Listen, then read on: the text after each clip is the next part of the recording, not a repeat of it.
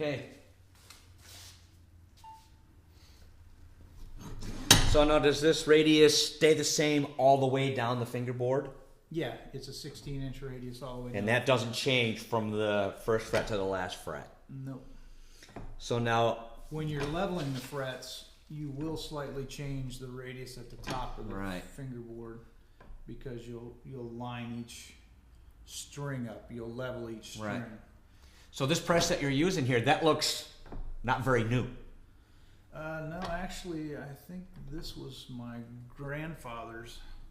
And what would this have been used for that it's now a fret press? Well, it's just a basic arbor press. My grandfather was a real good auto mechanic, so he probably used it for pressing bearings and stuff. Now, how about this apparatus that you're using? Did you have to manufacture that, or? No, this was purchased from a guitar shop supply. So that's a pretty typical thing that most people. This little brass insert you can get with different radiuses. Oh, okay, sure. So I can see that. If you need a 12-inch radius or a 20-inch radius, or if you're doing a classical and you need a flat board, you can change just a little. So does that come like with a variety of radiuses, or you just have to kind of decide what you're going to use and buy what you need for that? I mean, you're probably using the same radius pretty much every single time, right? I'm using the 16-inch radius almost all the time, but I do have 12, 14, and 20 as well as flat. Now, does anybody ask you for a specific radius?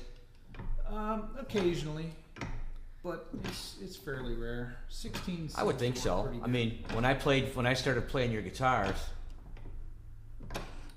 whatever you were doing is what lit me up. So I wouldn't think of asking you to do something different that you're already doing, because I instantly bonded with your instrument. So whatever you're doing, I liked.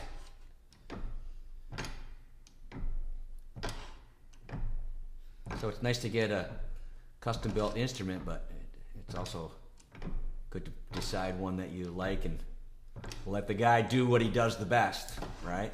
Yeah, I really don't try to be everything to everyone. No. Because I've got certain ways that I lean when I'm building and certain things that I like in an instrument.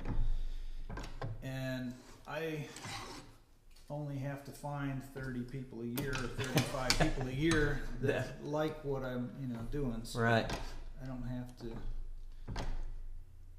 Could keep your variations to a minimum. Yeah, I don't have to be trying to build a guitar for every different situation. Right.